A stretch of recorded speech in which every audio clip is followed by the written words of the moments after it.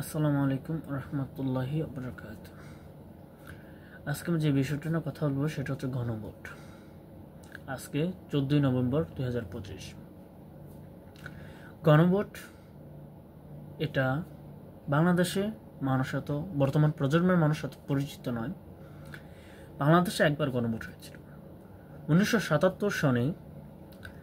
শহীদ রাষ্ট্রপতি মরহুম প্রেসিডেন্ট বা যিনি মেজর জিয়া নামে পরিচিত বাংলাদেশের জাতীয়তাবাদী দলের যিনি প্রধান ছিলেন জিয়াউর রহমান, তিনি সর্বপ্রথম গণভোট করেন 1977 সালে।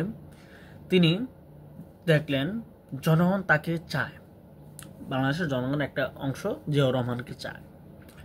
তিনি এটাকে যাচাই করার জন্য এবং তিনি একটা রাজনৈতিক দল তৈরি করবে কি করবে না, বা বাংলাদেশের রাজনীতিতে আসবে কি আসবে না, বা দেশ চালানোর তার ইচ্ছা আছে কি নাই, এটা ডিবেট করছিল তার রাজনৈতিক দলের উপর।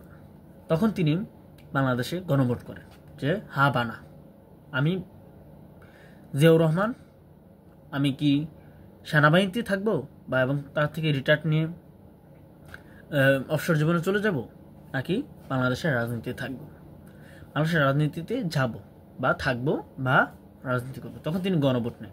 তিনি গণভোট সম্ভবত 69% বা কত পার্সেন্ট তিনি পেয়ে পাশ করেছেন। তিনি রাজনীতিতে ফিরে আসলেন। তখন তিনি তার একটা দল তৈরি করলেন 1977 সালে, সেটার নাম হচ্ছে জাতীয়তাবাদী দল বিএনপি। এখন বাংলাদেশে তখন গণভোট হয়েছে 1977 সালে। যারা ছিলেন 1977 সাল বা সন যারা ছিলেন তারা গণভোট দেখছেন এবং করেছেন। কিন্তু 2024 থেকে 2025 সাল, আজকে 25 সালে যারা আমরা আছি, আমরা 2020-এর পরে জন্মগ্রহণ করছি, তরুণ প্রজন্ম, আমরা গণভোট দেখিও নি, শুনেছি। এখন আমরা বাংলাদেশটা গণভোট চাই, সংস্কারের পক্ষে একটা গণভোট চাই। তাই আমরা জুলাই যোদ্ধা এবং দেশবাসী একটা বাংলাদেশের গণভোট চাই।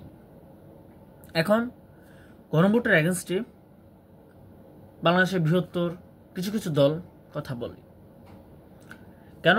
কারণ গণভোট হলে তাদের আধিপত্যবাদ চলে যাবে। কারণ বাংলাদেশে যে সরকার ক্ষমতায় থাকে তার একটা আধিপত্যবাদ থাকে।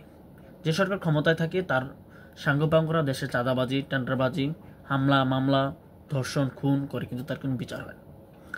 কেন? কারণ আমাদের দেশের সংবিধানটা এবং রাষ্ট্রের যে আইনশৃঙ্খলা বাহিনী প্রশাসন, এটা চলে ক্ষমতাসীন দলের উপরে। তারা যদি হা বলে হা, না বলে না, তো এরকম। কিন্তু গণভোট প্রয়োজন। গণভোটটা প্রয়োজন কেন? কারণ দেশটা ঠিক রাখার জন্য এবং দেশে নির্বাচনকে সামনে, নির্বাচন যে সুষ্ঠু হবে তার একটা আভাস হচ্ছে গণভোট। গণভোটটা যদি হয়, আপনি তরুণ প্রজন্ম এটাতে ভোট দেবে। ভোট দিলে তারা নির্বাচন, আমরা যারা 15 বছরে এই প্রজন্ম যারা 15 বছর আগে ভোটার হয়েছিলেন এবং 15 বছর ছিলেন, তারা কেউই হাসিনা সরকারের আমলে ভোট দিতে পারে না। তাই তারা গণভোট চায়। গণভোটের মাধ্যমে আমাদের জীবনে ফার্স্ট যারা নতুন নাগরিকত্ব পেয়েছি, বাংলাদেশের আইডি কার্ড হয়েছে, আমরা নতুন ফার্স্ট ভোটটা দেবো। হা বানা, হা হবে, কারণ গণভোট আমরা চাই এবং সংস্কার চাই, বিচার চাই, এটা আমরা চাই, তাই হা হবে।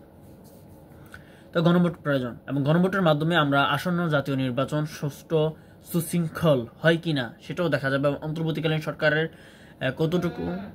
কতটুকু আছে সুষ্ঠু নির্বাচন করার জন্য সেটাও বোঝা যাবে। তাই গণভোট প্রয়োজন।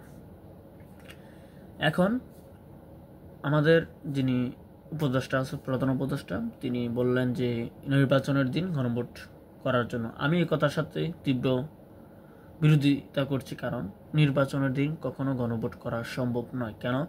নির্বাচনের দিন যতই আইন শৃঙ্খলা বাহিনী থাকুক না কেন, বাংলাদেশে বিশেষ একটা দল যেভাবে চাঁদাবাজি, সন্ত্রাসী, হামলা মামলা, খুন খারাপি করছে, আওয়ামী লীগের পর তারা আওয়ামী লীগের স্থান দখল করেছে এবং আওয়ামী লীগের শূন্যতা পূরণ করেছে বাংলাদেশে, ওই দলটি যেভাবে মানুষের আতঙ্ক হয়ে উঠছে দলটি, এ দলের কর্মীদের বিভিন্ন সন্ত্রাসী কার্যক্রমে নির্বাচন সুষ্ঠু হবে কি না সেটা নিশ্চয়তা নেই।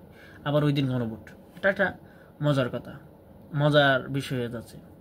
তাই গণভোট আমরা চাই এবং আমি চাই আজকে 14 নভেম্বর 2025 আমি চাই 14 ডিসেম্বর গণভোট হওয়ার। কেন? ওই দিনটা আমাদের জন্য একটা বিখ্যাত দিন এবং রাষ্ট্রের জন্য একটি আত্মত্যাগের দিন। ওই দিন 1971 সালের 14 ডিসেম্বর ভারত ক্লিন মিশন করে, আমি আবারও বলছি, ভারত ক্লিন মিশন করে এদেশের হাজারো বুদ্ধিজীবীকে হত্যা করেছিলেন।